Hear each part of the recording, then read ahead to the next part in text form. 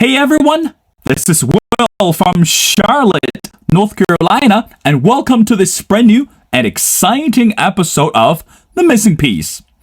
Over the weekend, if you follow the news closely, I'm sure you find out Emmanuel Macron was able to secure his presidency after this tiring and exhausting election campaign. So in other words, for the country of France, Macron is going to continue to lead for the following 5 years as the president.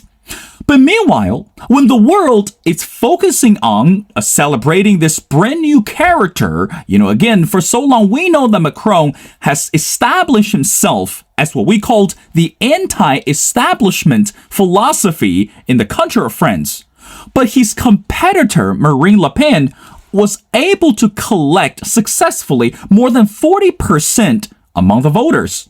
Now, the number might seem insignificant at this moment, but I think most of us would agree, deep inside, it says a lot more about this political shift in France today. So that's why today it's my great honor to invite Dr. Michael Behrent. And Dr. Behrent is a professor of history at Appalachian State University, where he teaches modern European history, and his research deal with modern European intellectual history and the French philosophy and political thoughts. Without further ado, Dr. Behrent, and welcome to The Missing Piece. Thank you very much. It's a pleasure to be here. Dr. Behrent, I want to get started again. Initially, when I discovered you, because you wrote this amazing article and regarding this political philosophy, interestingly enough, when everyone was focusing on the political path for Emmanuel Macron, and few of the articles were written about his competitor, which is Marine Le Pen. Now, again, as I mentioned before, even though we know the results after this election, however, we can't ignore more than 40% of the voters actually voted for Marine Le Pen. So from your perspective, what does that say regarding this political strategy behind Marine Le Pen? So I think there's a lot to unpack in this election beneath an apparently straightforward result, which suggests a very comfortable Macron reelection. And I would say, first of all, that it is important to take seriously that sort of obvious takeaway. Macron was comfortably reelected with nearly 59% of votes cast. He is the first French president in 20 years to be reelected for a second 5-year term.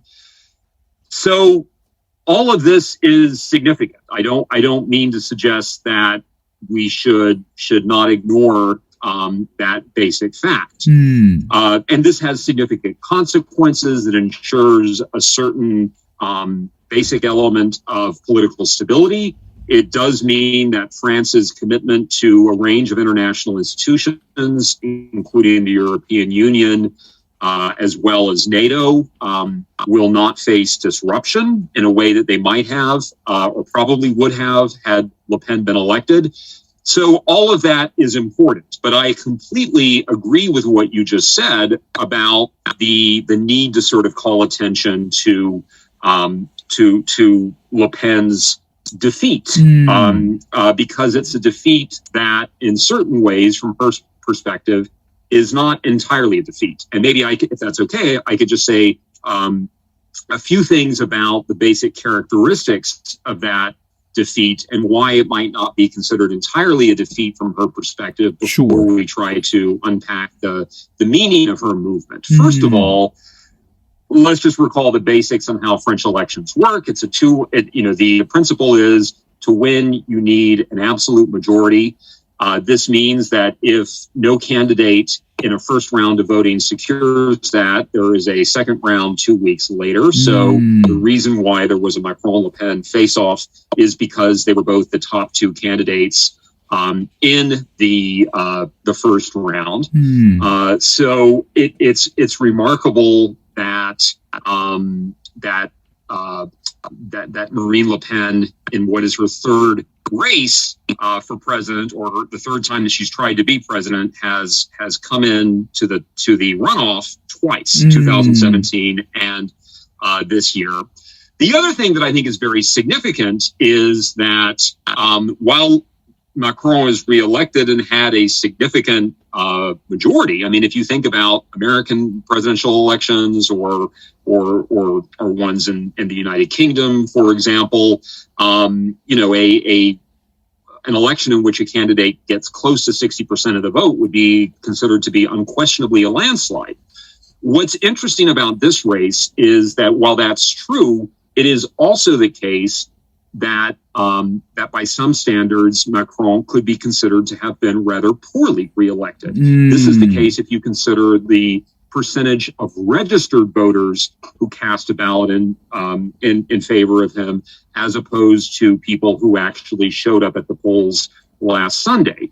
By the standard of registered voters, he only got a little bit more than 38% of registered voters, and quite a large percentage of voters, I think it's somewhere around 36%, either did not show up at the polls at all on Sunday or exercised their option to cast a blank ballot, which is allowed in the French system, even if it's not tabulated in the tally that determines the outcome. So all that to say, we're looking at a race in which many people chose not to choose. Many people chose not to cast a ballot for either candidate. One obvious explanation for this is the fact that unlike in most in many democratic systems, there was not a traditional face-off between a left and a right-wing candidate. Macron is usually considered, although it's complicated, to be kind of center-right. Marine Le Pen is considered to be far-right, although that's complicated too. But what's clear is that there was no leftist candidate. The candidate who represented a kind of strong, robust left option, Jean-Luc Mélenchon, did well in the first round, but came in just behind Le Pen, so he did not qualify. So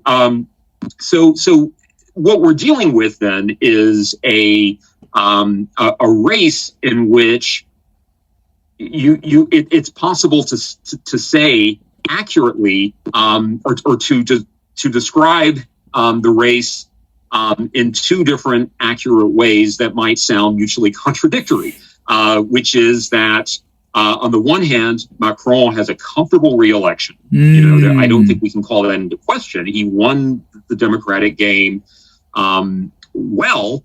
On the other hand, it's clear that many people were not satisfied with the alternative and voted either against him or did not vote. I also just want to say, if I can make one sort of final point on this, the issue of sort of the analysis of the result itself, it is very, very significant and hard to overstate from a historical point of view the fact that the National Rally, which used to be called the National Front, has established itself as a major party and indeed perhaps the second largest party in France. Historically, now there's a big debate in France about whether this is still the case, but historically it was an extreme right party. Historically, it did have connections to the sort of longer history of the far right in France, which at least does connect it to historic fascism in some ways. So it's long been considered to be a kind of unacceptable party for that reason, to be sort of contrary to current French democratic values. And we're in a situation where not only has the National Rally candidate, it renamed itself in the last few years National Rally when it previously had been the National Front. Not only has it had, made it to the second round twice, but it has, one of the sort of iron laws I like to say of French politics is that with one or two exceptions, since the early 1980s, the National Front does better in each new presidential election than it did in the previous round. And while Marine Le Pen lost, she got 41% this time compared to, I believe, about 34% last time. That's a significant increase. That's right. For this party that was long considered sort of beyond the pale. So before we sort of talk more about sort of the meaning of this, I think it's important just to kind of unpack the victory in terms of how to think about the results. That's right. Dr. Behrent, it's so interesting. Again, when we look at the candidates, on one side, again, we have someone as, again, what we called before, as anti-establishment. I think this is such a brand new idea. But meanwhile, if we look at Marine Le Pen, she is not a new kid on the block. And we know that through her family generations, her father actually was involved actively in this French political change or political arena. And eventually that she's able to stand up on her own and, send these political messages or her confidence to the constituents. But it's so interesting that some people or some of the voters would say that her political ambition or her political agenda were so extreme that was not pleasing to the majority of the voters. But on the other hand, Dr. Behrent, something that you might agree with me, under today's globalization, someone as Marine Le Pen, it's actually putting the agenda out. It's only because that she thinks or she strongly believes that this is something that should be done in a certain way, that so that the legacy of the country will continue to be carried politically or beautifully. So again, from your perspective, if her political agenda were so persuasive or so convincing, what are the loopholes in her agenda, especially dealing with domestic and international affairs? What do you mean by the loopholes? Just clarify that for me.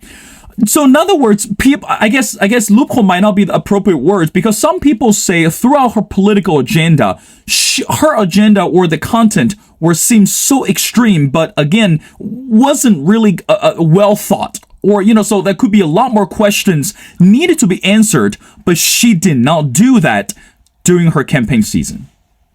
I think that those are very good points. So just a couple of reactions. First of all, you're absolutely right in understanding Le Pen and this political movement that we have to recognize that it is a family business, that it really is a political dynasty. The other far right candidate who was eliminated in the first round made the point this past Sunday that in something like 8 of the past presidential elections, there has been a candidate named Le Pen on the ballot. I believe that every election since 1974, with the exception of 81, has had Le Pen on it. Past 3 have been the daughter. The previous ones were the father, Jean-Marie Le Pen, who was the founder of one of the founders of the National Front. So that's absolutely right. That said, the strange thing about that movement is that it both combines this dynastic element. It's very, very strongly connected to this family and to these individuals. It is a party. It does have activists.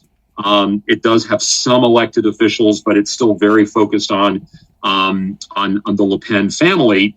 And by the way, it seems like she is saying that she's going to remain in charge of it for right now, and maybe even will run in 2027. That's what she seemed to say on election night. But at the same time, it is very much an outsider party, and even in a certain kind of way, sort of embraces its outsider status. Since sort of 2016, we've been talking a lot about populist movements, of which I think it makes sense to include the Le Pen clan. But they've been doing this for a long time. They were really kind of one of the founders of the kind of modern European and maybe even sort of global new right, in particular advancing a nationalist and anti-immigrant agenda going back to the 1980s. So to understand the kind of particular flavor of the Le Pens, you need to see this kind of connection between this element of sort of strong continuity and a kind of establishment, I mean, in the sense that they are so sort of closely connected to French political life, but with the fact that their sort of brand, is to sort of be to sort of crystallize resentment against the establishment. And I think if anything, that's become even more pronounced recently. Here's what I would say about the issue is of sort of, because I think really what you're kind of getting at is, why didn't she convince more people? And I definitely think that you're right about that. I do think that she, in this particular context, faced certain obstacles. She has admitted that or recognized the fact that this party has taken out bank loans from Russia, and in the context of the Ukraine crisis. That's right. That did not, sort of fly so well. But at the same time, I also think that, and again, I'm not saying this in any kind of way to sort of endorse her, but I do think it has to be recognized that she ran an effective campaign at some levels. She eliminated in the first round a sort of challenge to be the far right standard bearer from this opponent named Eric Zemmour, who tried to sort of basically run to her far right, and then she increased her score vis-a-vis the 2017 race.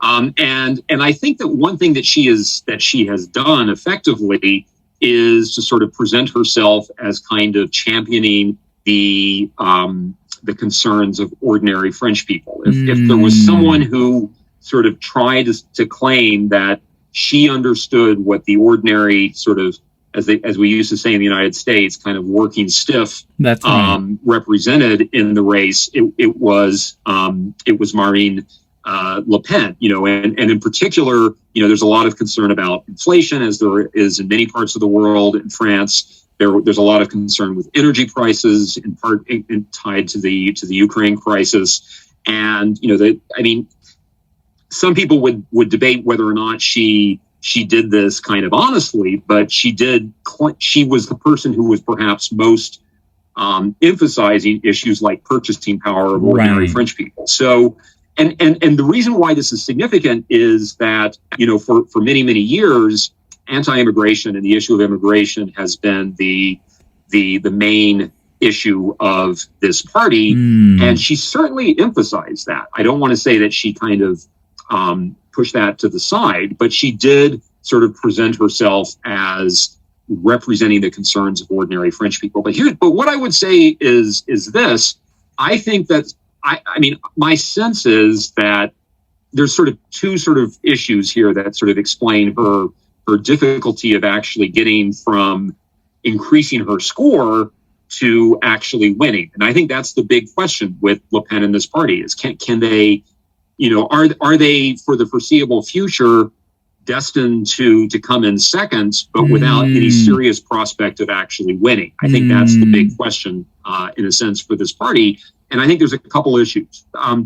Bluntly, they still have a kind of bad reputation with the French electorate, or at least there is evidence that the French electorate is wary of them. Many people still consider them, if you look at sort of opinion polls, at least sort of over 50% of the population are likely to say that they are the far right, a term that Marine Le Pen tries to distance herself from. Many people do think that they represent racism. Again, something Marine Le Pen has tried to distance herself from, but that they're still strongly associated with and historically associated with.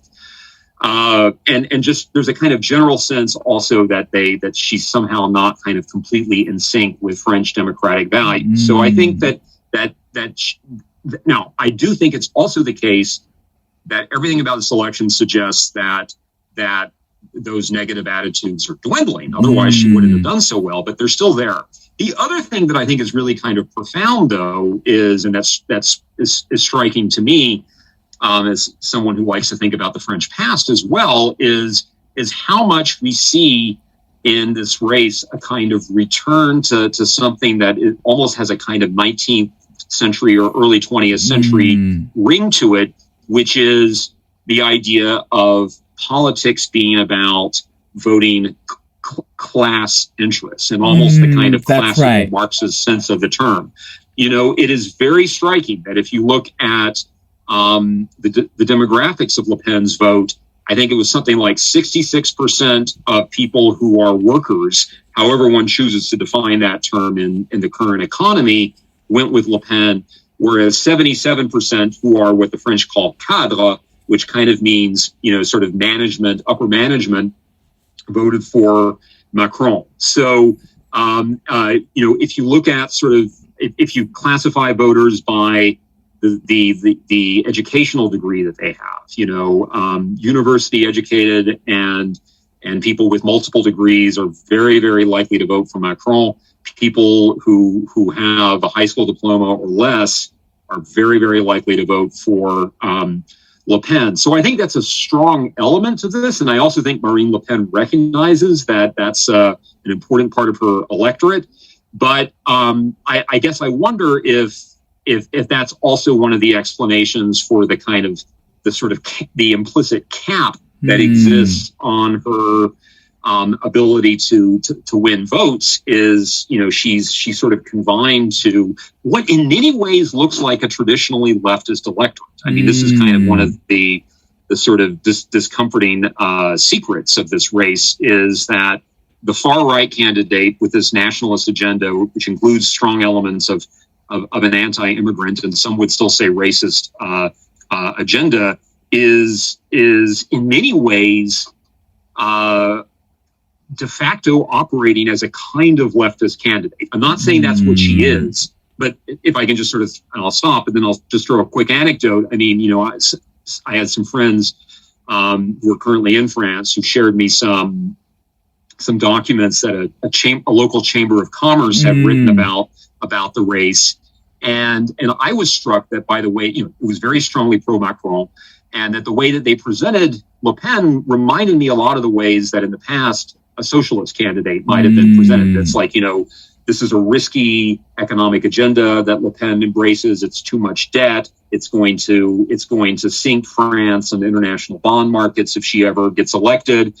And that's the kind of thing that people used to say about sort of socialist or communist candidates, but now it's being said about the far right. But I do think all of that has something to do with her ability or her inability or the challenge she faces in assembling a broader electoral coalition as well.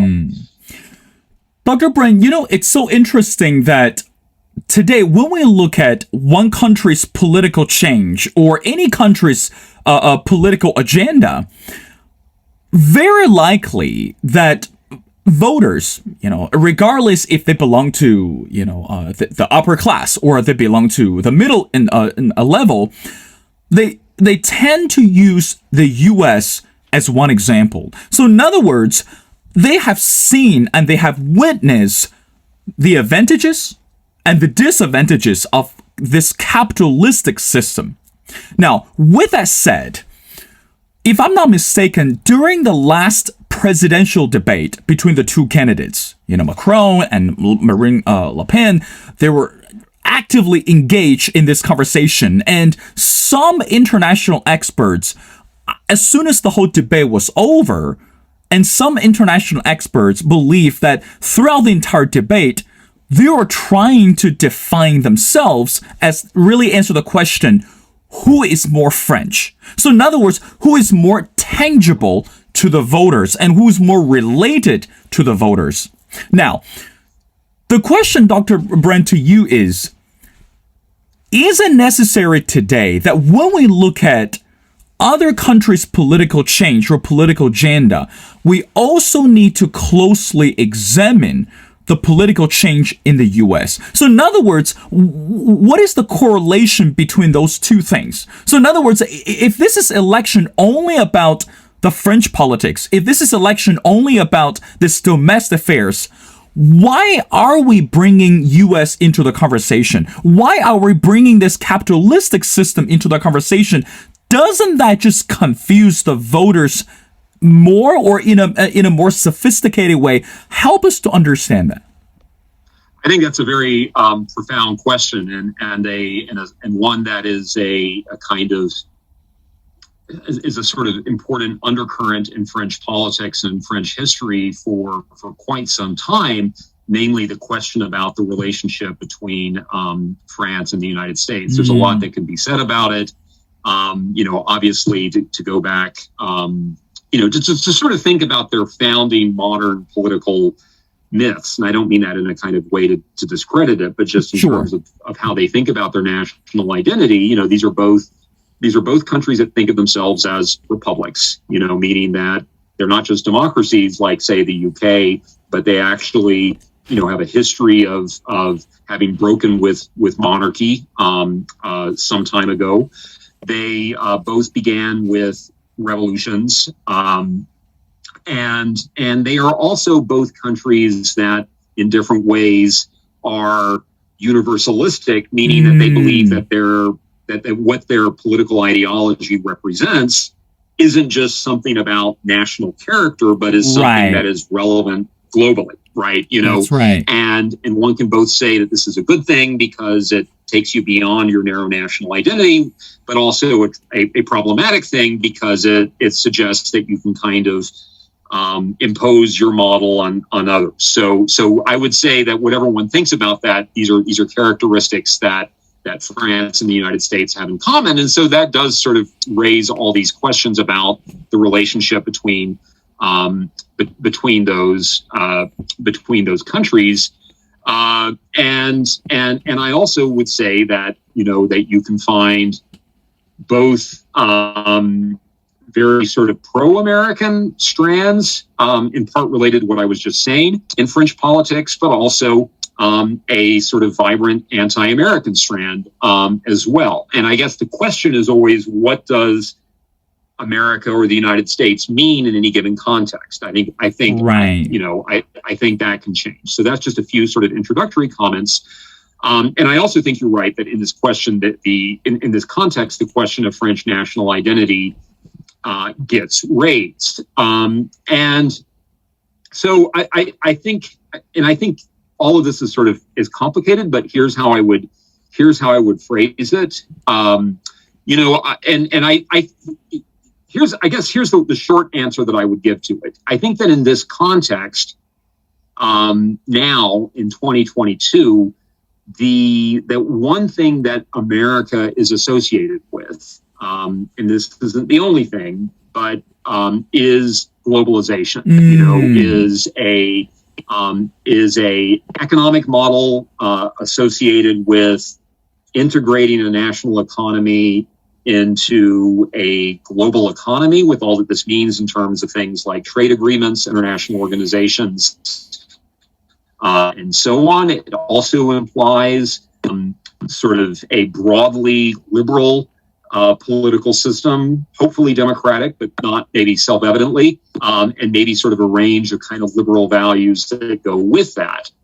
And so I would say that, while Macron is not sort of wildly pro-American, he is certainly aligns himself on that kind of broad outlook. Macron is the candidate who is telling the French people, I understand that globalization is difficult and is bad for some people, and has created all kinds of economic difficulties for some people, that it has raised concerns about French anxiety. But Macron is the person who argues we can make globalization work for us if we do it right. That is an important part of it. Now, where it gets a little bit complicated is that interestingly, in some ways,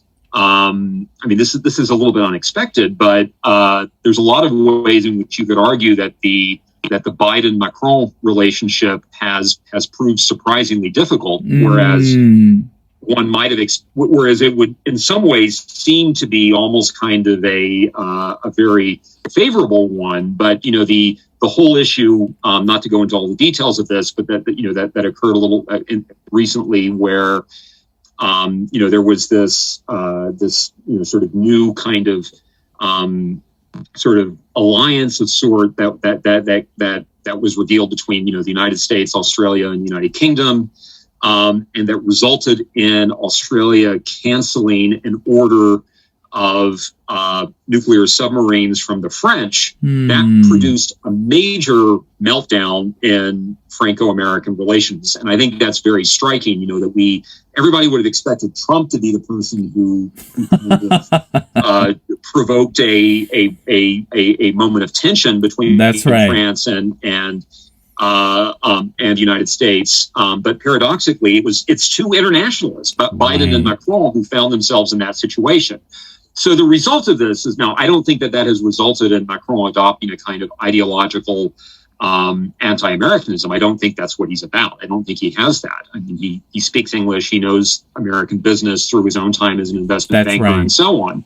But he argues that, the key sort of conception of national identity that Macron has is one of the ways we win globalization and one of the ways we make France matter internationally is through Europe. Europe in the sense of European institutions and doubling down on and making the European Union work is central to Macron's outlook. It's very, very striking that that on election night, while the national rally sang La Marseillaise, the French national anthem, while Macron was doing his ceremony beneath the Eiffel Tower, they played Ode to Joy, which is not only by Beethoven, who's certainly not a French composer, but is also kind of the national anthem of not the national anthem, the anthem of the European Union.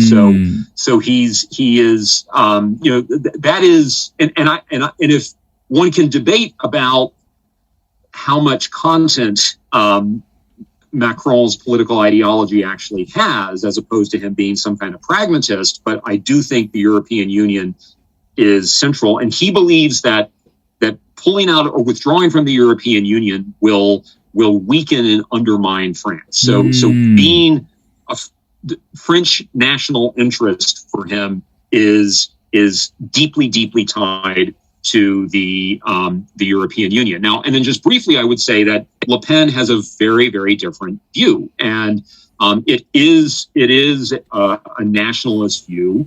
I would argue that there are many parts of the world where we are seeing sort of globalization kind of or anxieties about globalization trigger a kind of nationalist backlash at all kinds of different levels.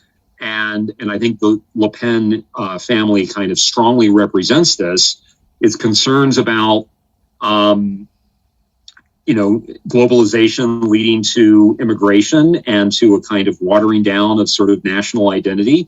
It's globalization leading to trade deals that lead to deindustrialization and a declining living standard for working class people, and also kind of a sense that France is no longer really in control of its own national destiny because it is subject to all these international agreements and international treaties, particularly in the European Union. Now, the national rally was also conscious of the fact that that the whole sort of Brexit debacle unnerved a lot of French people and left them sort of, while they might have liked sort of insulting the European Union by saying that they favored a French withdrawal, the actual prospect of doing that became distinctly less appealing after seeing the way that went down in the United Kingdom. So Le Pen had to kind of walk that back.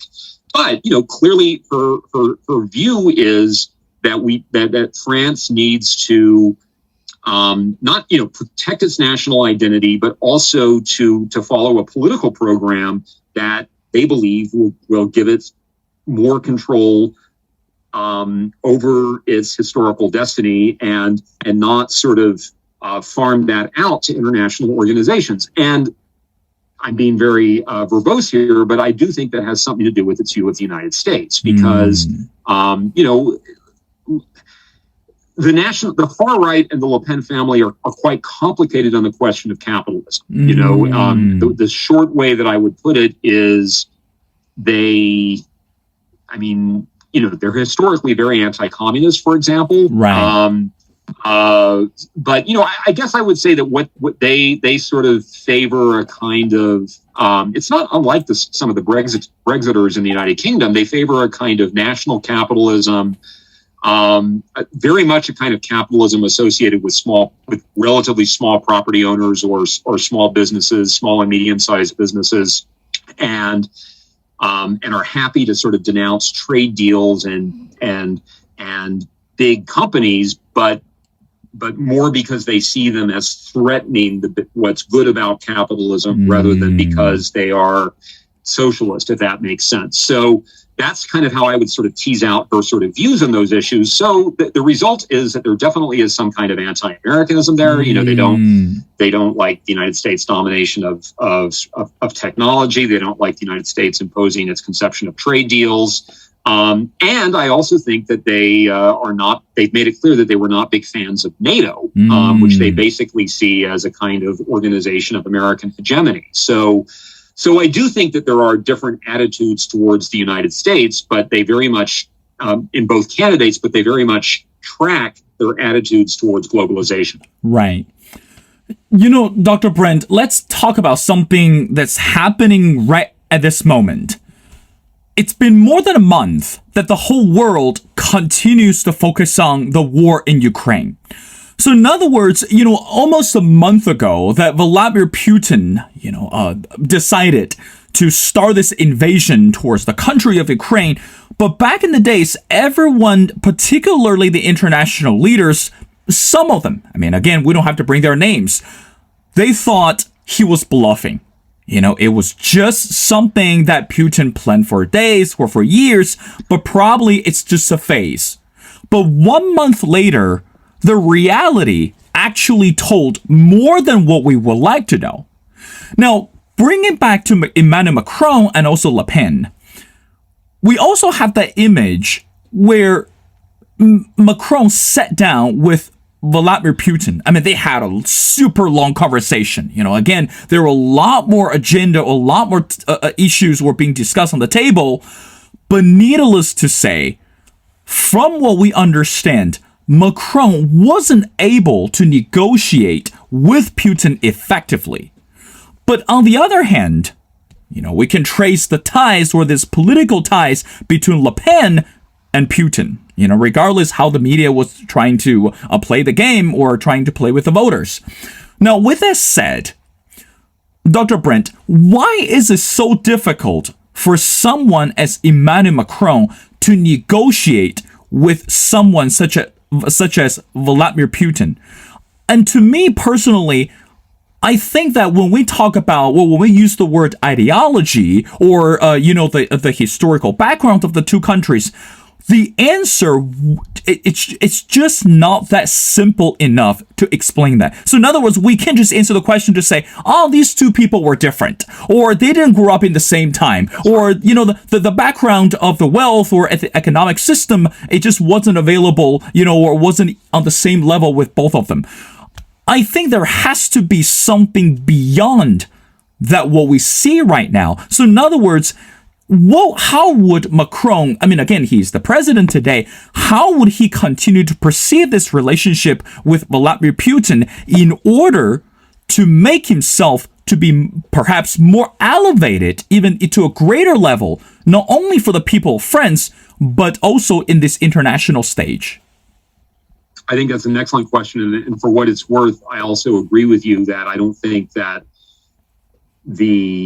what didn't work about that moment of negotiations can be brought down to ideology. I don't think that's a significant factor. I'll just say as a caveat that I'm a little bit less confident and in a somewhat kind of more speculative terrain when I talk about this issue than I am with just domestic French politics, but I'll just share a few thoughts. Sure. I mean, I think that the key issue is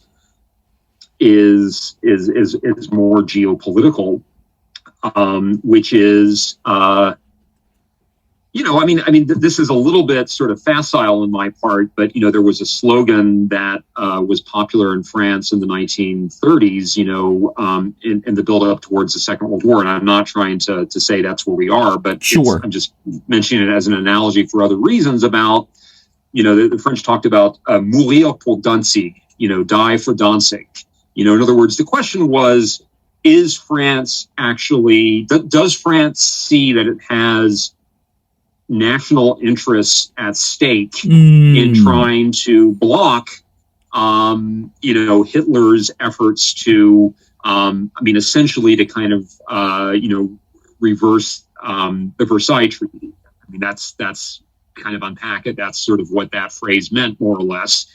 And I think that we're kind of in a sort of, die for Kiev moment, or die for Donbass or something like that, And look, I mean, I do think that Macron is someone who is deeply worried about Putin's efforts. I don't know if he thought he was bluffing or not, but I suspect that the dynamic between Macron and Putin has a lot to do with whether or not France can really sort of credibly present itself as being so invested in this conflict that it is willing to, engage itself militarily in some way. I mean, I think the answer that we know, that we've learned from this conflict is that, NATO is not prepared to do that. It's prepared to do a lot, but it's not prepared to sort of go that far. And I expect that just sort of meant that, from Putin's perspective, Macron was kind of just talking at him, or at worst, kind of, raising the possibility of some economic threats that Putin might have already calculated. So I think that sort of the geopolitical dynamic is probably what most mattered. Bluntly, that Macron just was not enough of a threat to Putin to be someone that he really needed to sit down and negotiate with.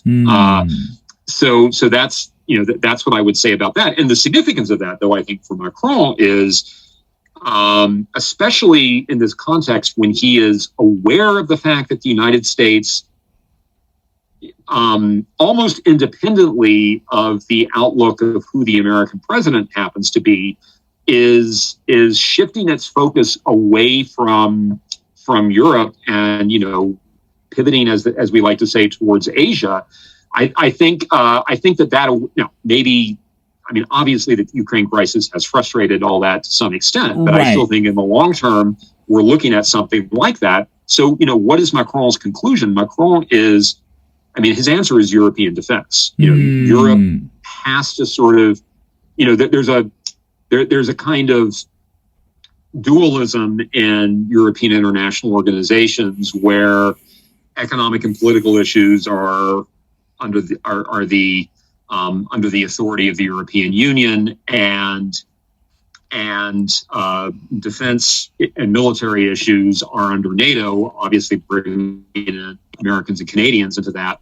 And I think that, and again, I don't know enough about this to really sort of make predictions about what's likely to happen long term, but clearly what Macron is talking about is Europe needs to have a defensive element. That's right. And obviously the fact that he is speaking as the commander in chief of A, a nuclear power, and B, one of Europe's stronger militaries gives him a certain kind of credibility in this. Americans like to make fun of the French military, and a lot of that's kind of silly, but the fact is that, even if France spends a great deal less on defense than the United States, it is, compared to other smaller European countries, a at least somewhat significant military. So I think Macron is sort of quite clear that he believes that that Europeans need to sort of start engaging in some long-term thinking about how they can turn their economic union into one that is defensive, and so the result is that, I don't know, in a future crisis, not that Macron as president of France could negotiate more effectively with Vladimir Putin, but that the president of a European Union might actually have, who might have some sort of military credibility, would be in a better situation to do so. Dr. Behrent, I know you're very busy. I got two more questions before letting you go. Now, since you are a professor and also teaching history on the European countries, when we are looking at the country of France, and I want to bring another country into our picture, which is the country of Germany. And if I'm not mistaken, that the country of Germany also recently elected a brand new chancellor. Again, previously we know Angela Merkel, that she built this international legacy, not only for the people in Germany, but also, across the continent, in the continent of Africa, especially with Asia. And, we can see numerous occasions or pictures that Merkel traveled extensively to consolidate her power or try to reach out to the countries in Asia. But now today, we're looking at a brand new person, Chancellor Schulz. People are questioning what took Schulz so long to respond to the war in Ukraine. So in other words, people say, in order to make the NATO allies or the partners work more effectively, more than 15 countries that strongly urged, Chancellor Schulz to express his condemnation towards Vladimir Putin. But he has not done so until recently. So in other words, we're looking at 1 month later, finally this leader began to express his condemnation or began to show his support to the people in Ukraine and also the Ukrainian government. Now, Dr. Behrent, from your perspective, what can we say or what can we see regarding this brand new chancellor in terms of his perspective or his side of dealing with someone such as Vladimir Putin?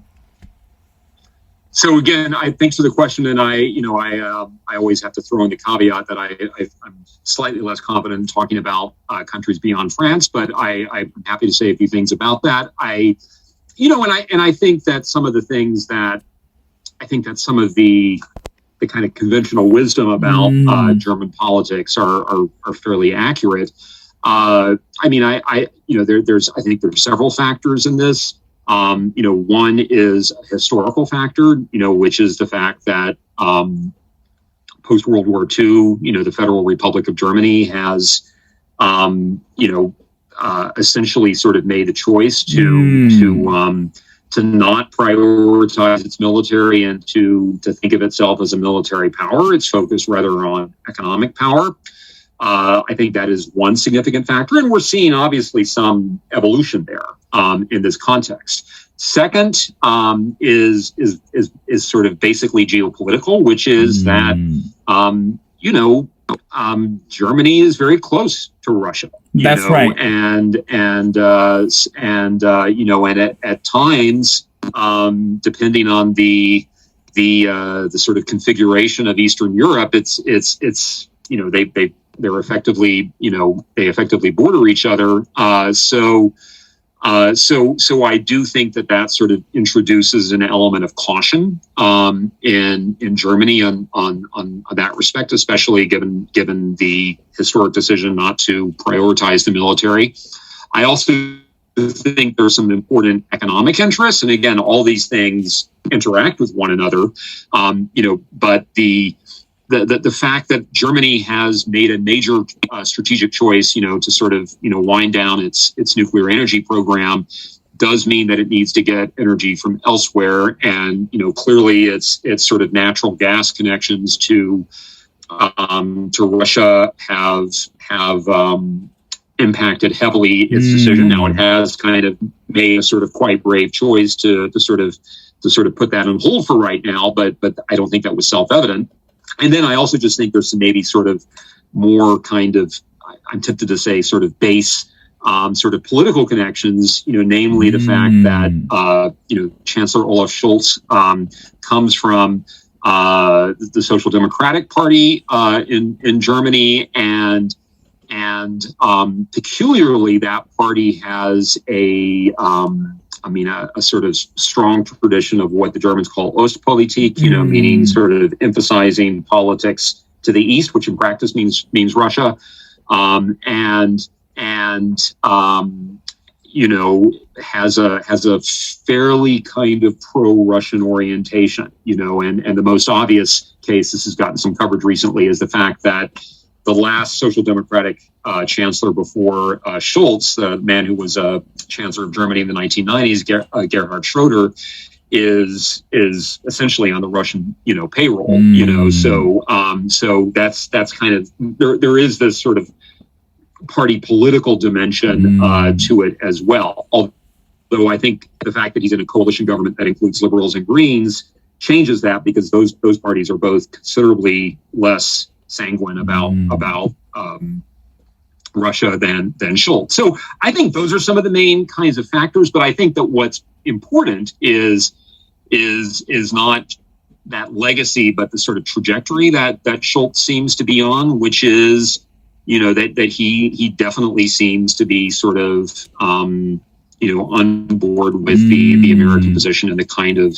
leadership on this that Macron and others have exemplified. So, but it was perhaps a somewhat kind of more difficult evolution for Schulz than for Macron or certainly Boris Johnson. Dr. Behrent, I want to end our conversation going back to Emmanuel Macron. Again, after this recent election, and he surely has a lot more to do, not only for the party, but also for the people in France. Too often that we always use the word identity, not only the identity related to the leader, but also related to the fate of the country.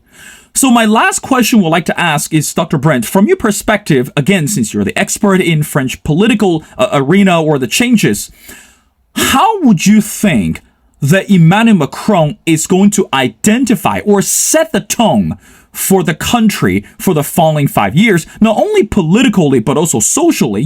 On one hand, during his first presidency, that Macron faced a lot more criticism, throughout the pandemic, the economic downturns and, the political struggles with other countries. But also, meanwhile, again, based on the number that more than 58%, the voters that supported this candidate. So in other words, they were looking for hope and they were looking for something new in this person. So from your perspective, how would you think that Macron is going to identify himself or set the tone for the country of France for the following 5 years? I think that's a very good question and a little bit tricky to answer. I mean, the thought that went through my mind as you were talking is a kind of somewhat humorous comment that the French make about Macron, which is they strongly associate him with this phrase "en même temps," which means at the same time. And the reason is because for a while, every time he gave a speech, he would sort of propose one policy or take one side of the argument and then sort of introduce the caveat at the same time and try to sort of bring in the other side as well. And you could say that's maybe something that politicians do often, but it's certainly something that Macron did. And I also think it corresponds to the political situation that he's in. We haven't really had a chance to talk much about that, but the fact that what he represents politically is a very broad center. He's kind of blown up the traditional left-right divide and occupied the sort of center-right and center-left. He tends to be more on the center-right, but he clearly gets votes from the center-left, and has kind of confined everyone else to the extreme. So in some ways, he needs to do this at the same time thing in order to kind of to connect this. But so, I mentioned this because I think in some ways that's what he's going to do. He's going to need to try to carry out policies that probably will be more recognizably center-right, while trying to justify them to an electorate that will have different political tendencies. So just to get a little bit sort of into the details right now, he's talking about pushing back the retirement age in France, and he's going to need to sort of try and justify that so that it's not just seen as introducing France into kind of a more capitalistic environment, but to try and justify it on the grounds that it's, broadly socially beneficial. It's the right thing to do from a social justice point of view or something like that. So he'll do those kinds of things. But to sort of to speak more broadly, I definitely think that the European and internationalist orientation is central to his political outlook. There's a lot you can say about him being sort of a slippery politician in terms of his beliefs, but I think that he is firmly convinced that that France, which centuries ago was a great power, but obviously no longer is in that kind of way, can only continue to be internationally relevant and to have a good standard of living if it embraces internationalism, and especially the European Union, rather than rejecting it. I think he will always emphasize that. And I would also just say, and this is getting a little bit more into the the kind of touchy-feely dimension, but that matters a little bit in politics. I think that Macron sees himself as a choice for optimism and confidence. His argument is globalization has been difficult. It's not good for everybody. It does create economic transformations that are going to create hard times for some people and create challenges.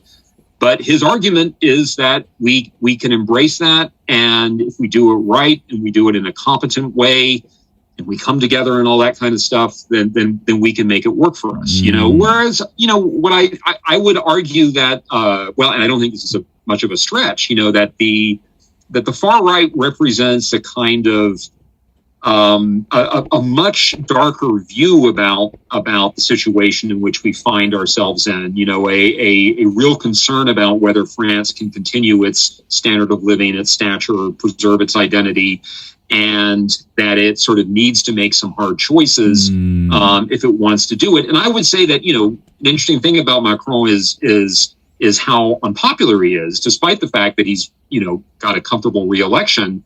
Or rather, how much he sort of seems to antagonize certain people. And I wonder if part of it is not that people see him as kind of maddeningly optimistic, at a time when they are not, at least some people are not necessarily feeling that way. But I do think that that sort of optimism and confidence connected to his internationalism are what he will emphasize. Well, he still surely has a long way to go, and there will be a lot more discussions and also critical matters that we love to see in the future. Again, Dr. Michael Behrent is a professor of history at Appalachian State University, and where he teaches modern European history. His research deals with modern European intellectual history and French philosophy and political thoughts. Dr. Behrent, thank you so much for taking your time to join the show, and thank you so much for your insights, and we love to have you back on the show again as we continue to watch and monitor the progress and the political agenda under Emmanuel Macron.